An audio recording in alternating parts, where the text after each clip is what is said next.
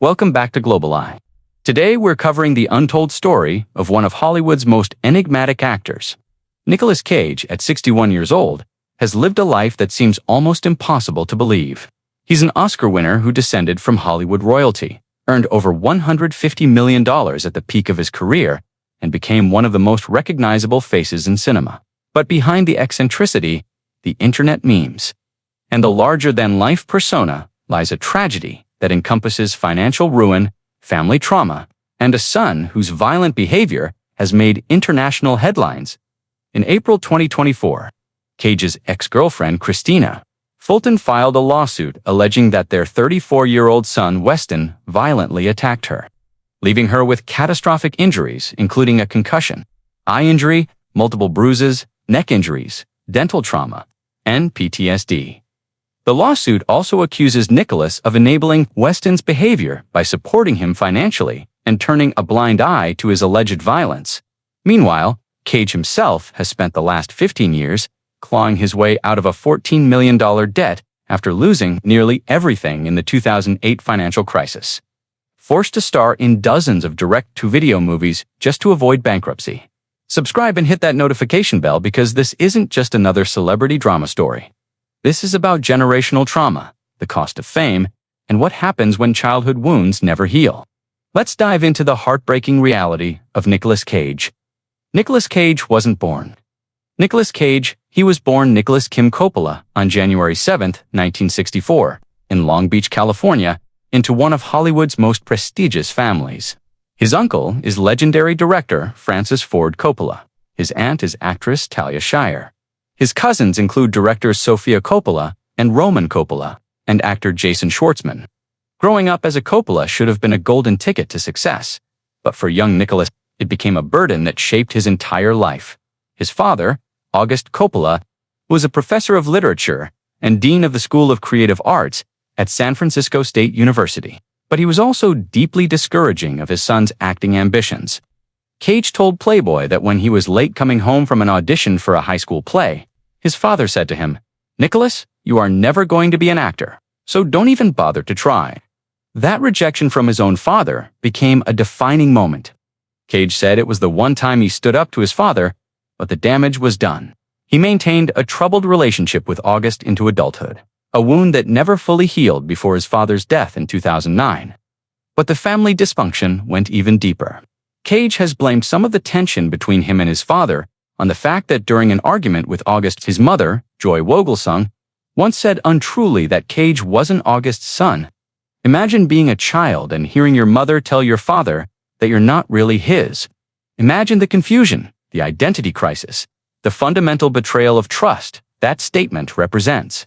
Joy Vogelsong, who is a dancer and choreographer, also struggled with serious mental health issues throughout Cage's life, eventually requiring institutional care that cost Cage $20,000 per month during his financial crisis. Desperate to escape the shadow of the Coppola name and prove himself on his own merits, Nicolas Coppola became Nicolas Cage. Taking the surname from comic book superhero Luke Cage, he wanted to be judged on his own talent, not his family connections.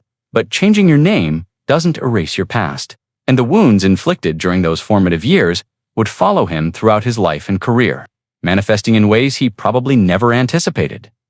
Despite his father's discouragement, or perhaps because of it, Nicolas Cage became one of the most successful actors of his generation. He won the Academy Award for Best Actor for his devastating performance in Leaving Las Vegas in 1996. He starred in massive blockbusters like The Rock, Con Air, Face Off, Gone in 60 Seconds, and the National Treasure franchise. Between 1996 and 2011 alone, Cage earned approximately $150 million from his acting salaries.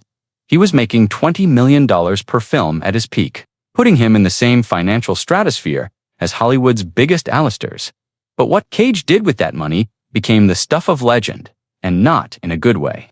His spending was so excessive, so bizarre, so utterly disconnected from reality that it's hard to believe, even for someone familiar with celebrity excess. Cage once owned 15 residential properties simultaneously, including a $25 million waterfront home in Newport Beach, California, a $15.7 million countryside estate in Newport, Rhode Island, an $8.5 million house in Las Vegas, 2 European castles purchased for $10 million and $2.3 million, respectively, and his own private 15-acre island in the Bahamas called Leaf Cay that he bought for $3 million. The real estate portfolio alone would have been enough to bankrupt most people, but Cage's eccentricity extended far beyond property. He purchased a 9-foot-tall pyramid tomb in New Orleans' St. Louis Cemetery, one for his eventual burial, a monument to himself that stands there to this day. He spent $150,000 on a pet octopus. He bought the first Superman comic for another $150,000. He purchased a 70-million-year-old dinosaur skull for $276,000, reportedly outbidding Leonardo DiCaprio for it, only to discover later that it had been stolen and having to return it to the Mongolian government.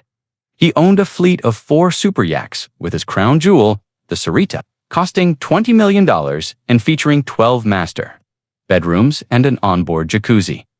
His car collection included 50 vehicles at its peak, among them a $450,000 red Lamborghini Miura SVG that was custom-built in 1971 for the late Shah of Iran. Recently, he bought a golden Lamborghini as tribute to a 1968 film featuring a gilded Ferrari, justifying it by saying it was fun. He also keeps exotic pets, including a monitor lizard he calls his black dragon that will grow to 6 feet, describing the experience as like having a real dinosaur in your house. This wasn't the spending of someone enjoying success. This was compulsive. Manic spending that suggested deeper, psychological issues that were never being addressed. Then came 2008 and the global financial crisis, and Nicolas Cage's house of cards collapsed spectacularly. Cage admitted in a 2023 interview with 60 Minutes that he was overinvested in real estate, and when the real estate market crashed, he couldn't get out in time. Suddenly, all those properties that seemed like assets became massive liabilities.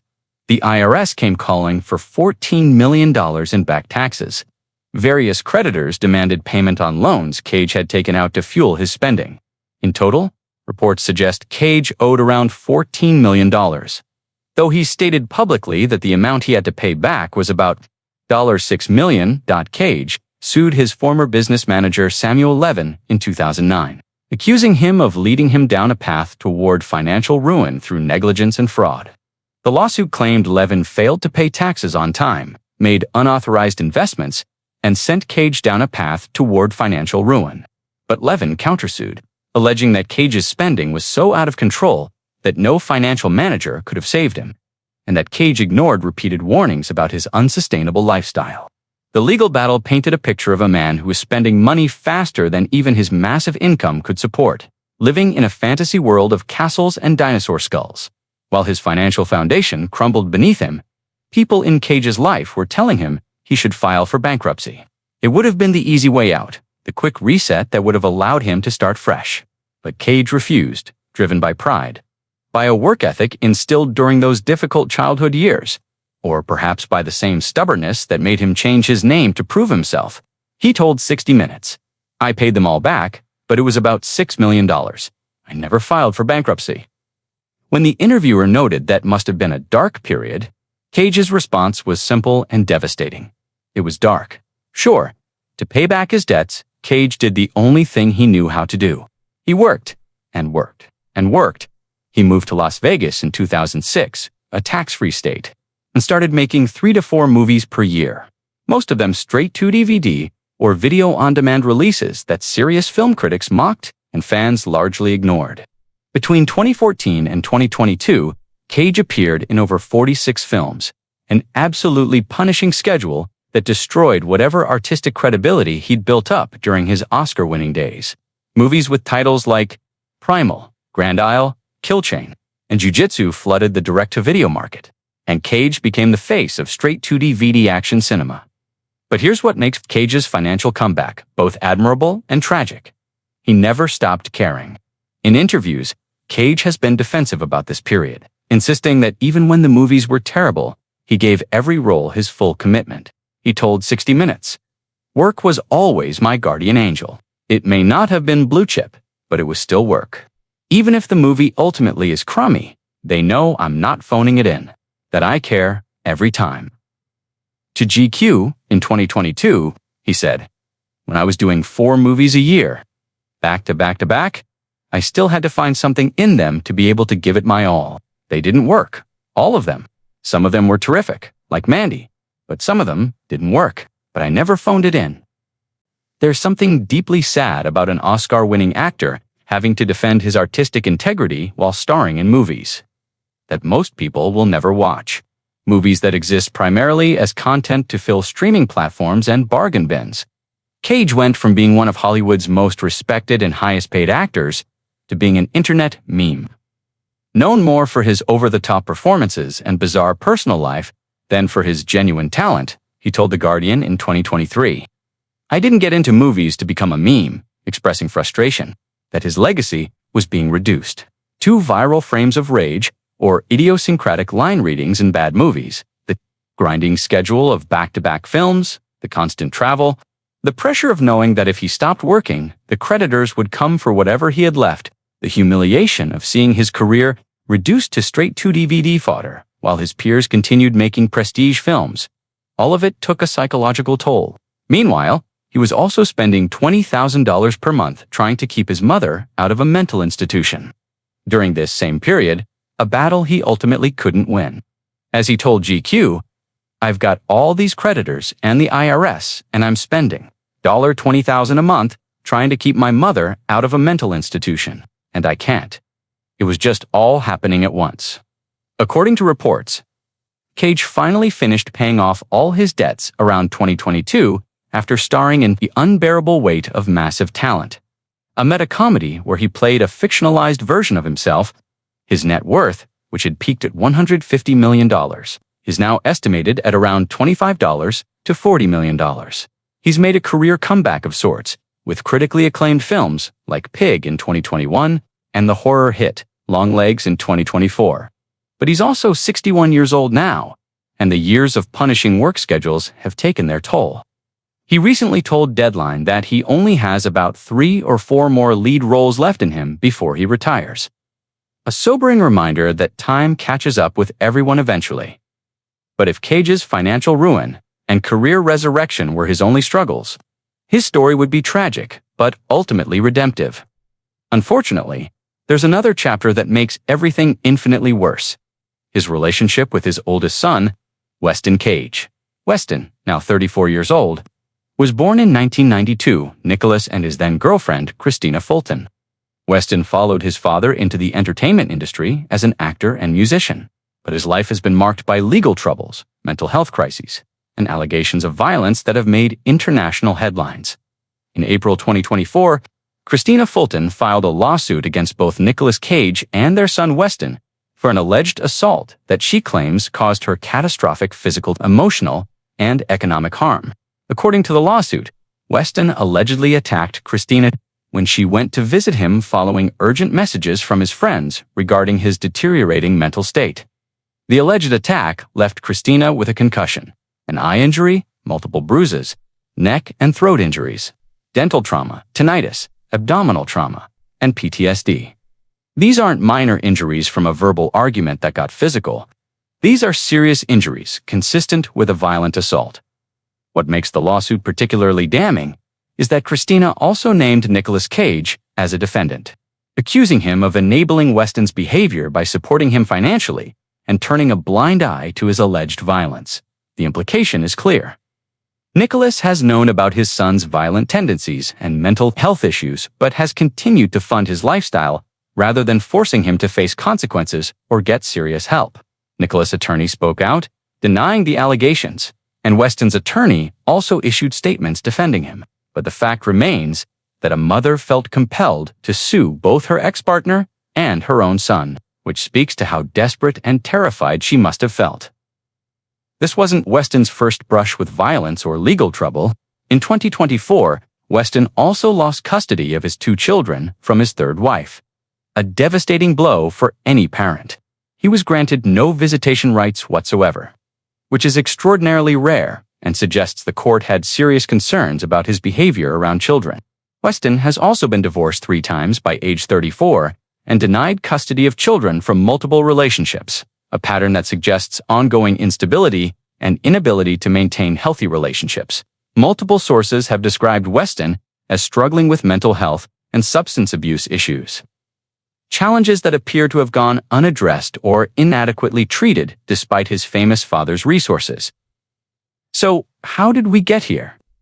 How does an Oscar-winning actor end up with a son accused of violent assault, estranged from his grandchildren, and at the center of a lawsuit that accuses the father of enabling destructive behavior? The answer lies in generational trauma, in patterns that repeat themselves across families until someone has the courage and insight to break them. Nicolas Cage grew up with a father who told him he'd never succeed, with a mother who struggled with mental illness. In a family where emotional wounds were never properly healed, he changed his name to escape that legacy. But you can't outrun your childhood. Cage has been married 5 times to 5 different women: Patricia Arquette from 1995 to 2001, Lisa Marie Presley briefly in 2002 to 2004, Alice Kim from 2004 to 2016, Erica Koik for just 4 days in 2019, and currently to Rico Shibata, whom he married in 2021. He has 3 children by 3 different mothers. Spread across a wide range of ages, Weston with Christina Fulton, Kal-El with Alice Kim, and August Francesca with Rico Shibata. In a 2024 interview with The New Yorker, Cage acknowledged that having 3 kids with 3 mothers across a wide range of ages has presented problems. But he's trying, saying, "We do the best we can. I'm trying to be the best father I can be, and the best husband I can be. But it's something that is always evolving and learning and growing." But trying isn't always enough, especially when you're dealing with the accumulated damage of multiple generations. Weston himself has spoken about how difficult it was to grow up in his father's shadow. The pressure of being Nicolas Cage's son, the expectations, and the scrutiny that came with that identity. The Hollywood Reporter quoted Weston talking about the challenges of having a famous father and trying to establish his own identity in the entertainment industry. It's the same struggle Nicolas had with being a Coppola. The same feeling of never being seen for who you are, but only as an extension of someone else's legacy. The tragedy is that Nicolas knows what it's like to grow up with that kind of pressure and pain. And yet somehow the cycle repeated itself with his own son. The financial crisis that dominated Cage's life from 2008 to 2022 meant that during Weston's formative years as a young adult, his father was working constantly, traveling for months at a time, focused on survival rather than family. The $20,000 per month Cage was spending on his mother's mental health care was money that might have gone to getting Weston proper treatment for his own struggles. The lawsuit's allegation that Nicolas has been enabling Weston by providing financial support suggests a father who throws money at problems rather than confronting them directly, perhaps because he's already exhausted from fighting his own battles at 61 years old. Nicolas Cage is a walking contradiction. He's experiencing a legitimate career renaissance with acclaimed performances in Pig, Dream Scenario, and Longlegs, proving he's still one of the most talented actors of his generation. He's happily married to his 5th wife and recently welcomed his 3rd child, baby August, in 2022, giving him another chance at fatherhood. He's financially stable after a decade and a half of grinding work to pay off his debts. He's bought a new $10.5 million home in Malibu, showing he's rebuilt at least some of his wealth. By many external measures, Nicolas Cage has survived and even thrived. But he's also a man whose son is accused of violent assault and has been completely cut off from his own grandchildren. He's facing a lawsuit from an ex-girlfriend who claims he's enabled his son's dangerous behavior. He's lost custody battles, failed at multiple marriages, and spent years of his life making movies he's had to defend as not being complete garbage. He's become an internet joke, a meme. His legacy reduced to viral clips and bizarre spending stories rather than his Oscar win or his genuinely great performances. He recently said he's terrified of AI and what people might do with his body and face when he's dead, revealing an anxiety about legacy and how he'll be remembered. That feels deeply personal. The tragedy of Nicolas Cage isn't one catastrophic event. It's the accumulated weight of a lifetime of pain, bad decisions, and unhealed wounds. It's growing up feeling rejected by your father and then struggling to be a better father yourself. It's earning $150 million, and losing it all because the money was trying to fill a hole that no amount of castles or dinosaur skulls could ever fill. It's working yourself to exhaustion for 15 years to pay back debts while your son spirals and your family fractures. It's being one of the most famous actors in the world and still feeling like you have to prove yourself, still carrying the weight of your father telling you you'd never make it. Cage told Deadline that tragedy is going to hit all of us at some point. It's just a matter of when. A philosophical observation that sounds like it comes from lived experience. He's right, of course. Tragedy does hit everyone. But for some people, tragedy isn't a single event. It's a pattern that repeats across generations. A wound that never fully heals, a battle that never really ends. That's the tragedy of Nicolas Cage. Not that he lost his fortune or made bad movies or became a meme, but that, despite all his success, all his talent, all his effort, he couldn't break the cycle of pain that started long before he was born and continues in his son's life. Today, Nicolas Cage, at 61, has lived multiple lifetimes worth of experiences, achievements, and failures. He's an Oscar winner who became a direct-to-video star. He's a man from Hollywood royalty who changed his name to escape that legacy. He's someone who earned $150 million and lost almost all of it. He's a father of 3 children by 3 mothers, trying to do better than his own father did, but facing accusations that he's failed in that mission with his oldest son. Behind the internet memes and the eccentric purchases and the over-the-top performances is a deeply complicated human being carrying wounds that may never fully heal. The lawsuit from Christina Fulton, the allegations about Weston's violence, the lost custody of grandchildren. These are fresh wounds that add new chapters to an already tragic story. Whether Nicolas is truly enabling his son's destructive behavior or simply trying to support a child who's struggling with mental health issues is something only those directly involved can know. But the pattern is clear. Hurt people, and unhealed trauma gets passed down until someone finds the courage and resources to break the cycle. What's your perspective on Nicolas Cage's struggles? Do you think he bears responsibility for his son's alleged violence? Can someone break generational trauma while still in the midst of their own battles? And how should we balance appreciating someone's artistic contributions with holding them accountable for their personal failures? Share your thoughts respectfully in the comments below. If you found this deep dive informative and thought-provoking, please give it a thumbs up and subscribe to the channel for more untold stories about Hollywood's biggest names. Hit that notification bell so you never miss our next video. Thanks for watching, and remember, behind every celebrity, there's a human being with struggles we rarely see.